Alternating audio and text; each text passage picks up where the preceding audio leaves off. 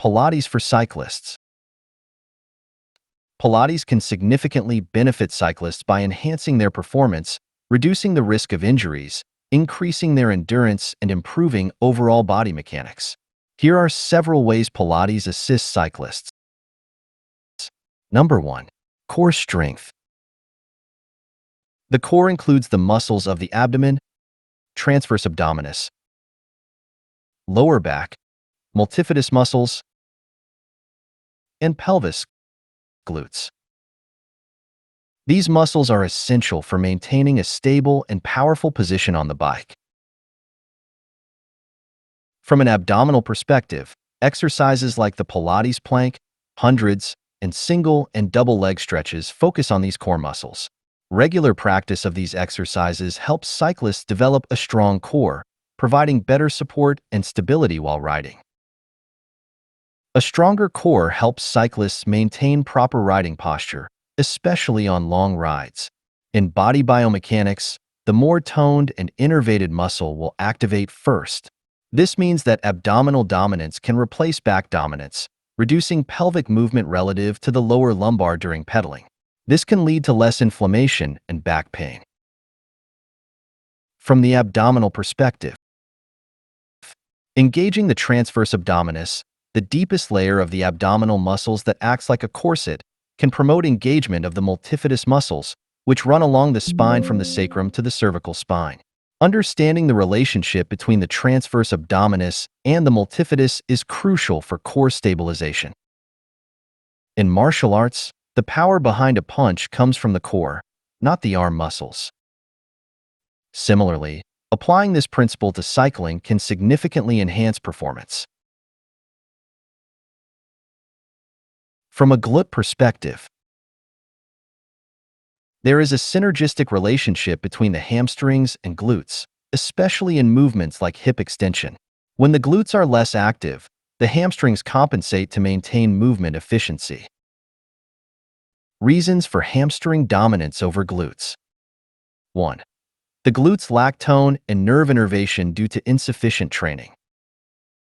2. Athletes have not learned to shift the firing sequence from the hamstrings to the glutes. 3.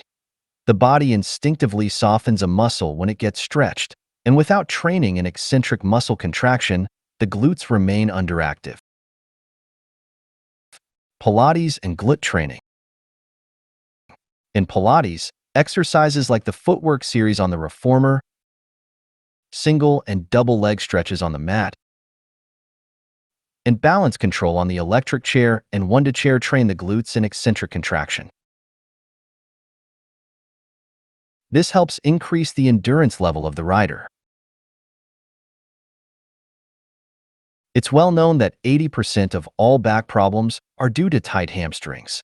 In muscular biomechanics, the posterior sling refers to the connection between the hamstrings, sacrotuberous ligament, and long erector spinae muscles. If the glutes are inactive, the hamstrings overcompensate, leading to back pain early in the ride. Pilates not only tones various muscles, but also teaches them to work as a team, reducing fatigue and discomfort while increasing endurance. The Pilates method also enhances the transfer of power from the upper body to the pedals through the lat glute sling, further improving overall efficiency. Number 2.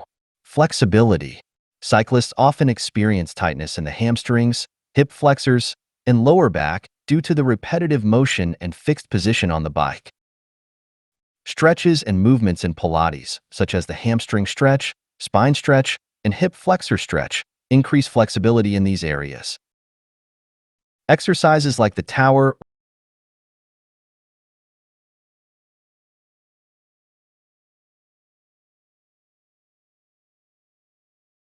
or short spine massage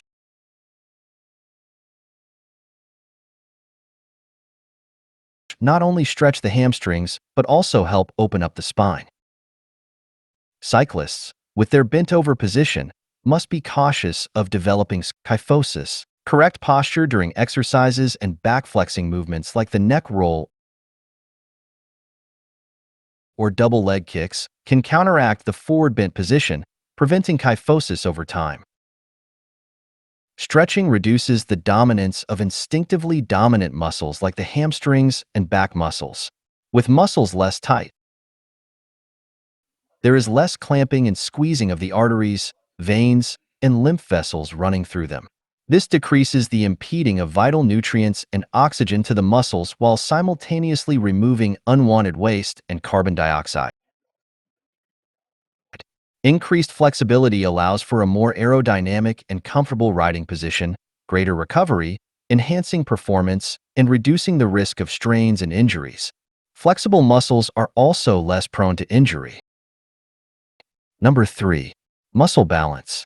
Cycling predominantly uses the lower body muscles, such as the quadriceps, hamstrings, and glutes. This can cause the upper body to lag behind, leading to muscle imbalances where some muscles become stronger while others weaken, resulting in severe cycle instability. The cyclist's body position and posture can lead to disproportionate tone, with the pectoral muscles becoming short, tight, and dominant, while the back and posterior shoulder muscles weaken. Pilates routines often include exercises that target the entire body, ensuring that all muscle groups are engaged. Exercises like the side leg series and bridging help strengthen the lesser-used muscles, while arm exercises like the arm series or arm exercises on the one-to-chair counteract the dominant lower body workout of cycling.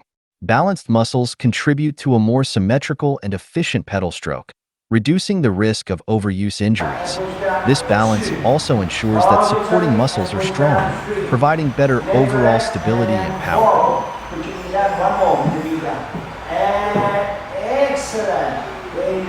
Number 4. Improved breathing. Efficient breathing is crucial for endurance sports like cycling.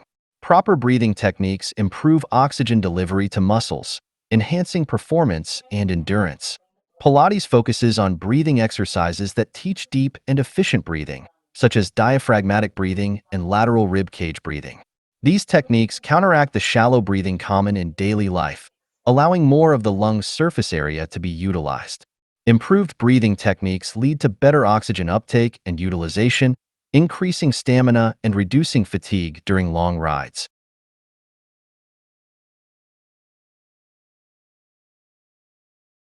Number 5. Injury prevention. Cyclists are prone to injuries such as lower back pain, knee pain, and hip tightness due to the repetitive nature of the sport and the hunched position on the bike.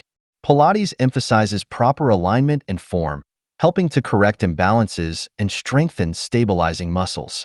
Exercises like balance control and mountain climb ensure the knee is in line with the toe, preventing iliotibial band issues.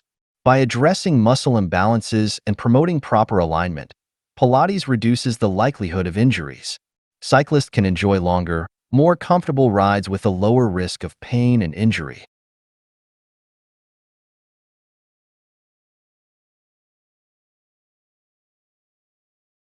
Number 6. Recovery. Recovery is a crucial part of any training regimen. Proper recovery allows muscles to repair and grow stronger, reducing the risk of injury and improving performance. Gentle Pilates exercises like the spine stretch forward and seated forward bend help release tension and promote blood flow to tired muscles. Pilates training incorporates a broader range of muscles into the cyclist ride, reducing inflammation and cortisol levels. This results in a lower risk of immune suppression and infections. Efficient recovery also minimizes reactive oxygen species, ROS, which can lead to prolonged inflammation and, in extreme cases, cancer. Incorporating Pilates into recovery routines can speed up the healing process, reduce muscle soreness, and improve overall flexibility, allowing cyclists to bounce back quicker and stronger. Number 7. Mental focus. Cycling, especially competitive cycling, requires intense concentration and mental resilience.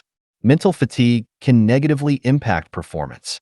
Pilates encourages mindfulness and concentration on the body's movements and breathing, improving mental clarity and focus. It teaches athletes to monitor their body's performance and address issues before they lead to injury.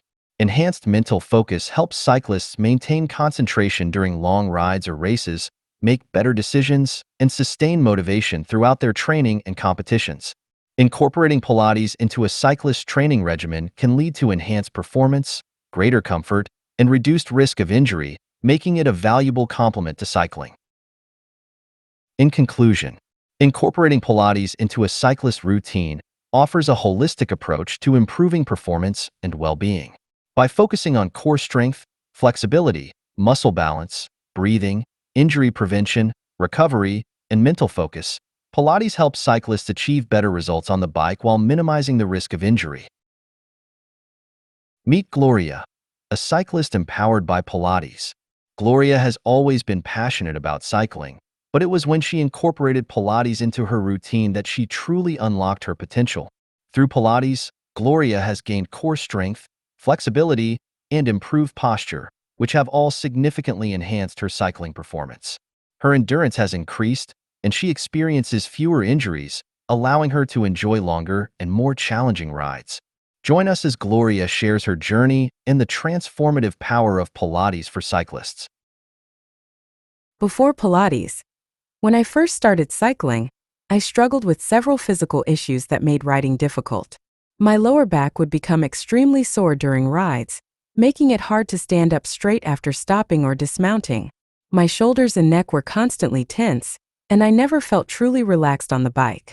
Nightly cramps in my calves and hamstrings were a regular occurrence, waking me up and disrupting my sleep.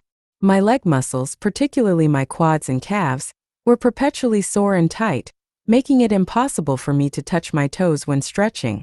I also faced significant challenges with balance on technical mountain bike routes, often feeling afraid and stressed.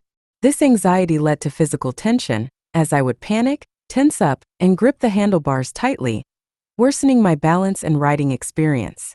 These physical difficulties were compounded by mental anguish, as I struggled to make the necessary connections to improve. After starting Pilates, incorporating Pilates into my routine has brought about remarkable changes.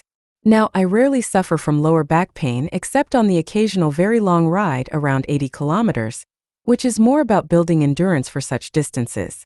Neck and shoulder pain has significantly reduced, and I feel much stronger in these areas. Although I still have a habit of raising my shoulders toward my ears, I'm much more aware of it and constantly remind myself to drop them down. Cramping is now a rare occurrence, and my flexibility has improved tremendously. I practice Pilates at least 5 days a week, which has been crucial in this transformation. While my legs still get sore from cycling, it's not nearly as severe as it used to be. My balance and skills on the bike have vastly improved. Specific Pilates exercises have helped me connect with my center of gravity, reducing panic and tension, and making my rides far less stressful and much more enjoyable. I've learned to engage my glutes more effectively to share the load with my quads, hamstrings, and calves, preventing overexertion of these muscles. Overall, I'm now a much stronger, more flexible rider who can handle endurance rides with greater ease, even without training as intensively as other cyclists. The physical and mental benefits of Pilates have transformed my cycling experience, making it a source of joy rather than struggle.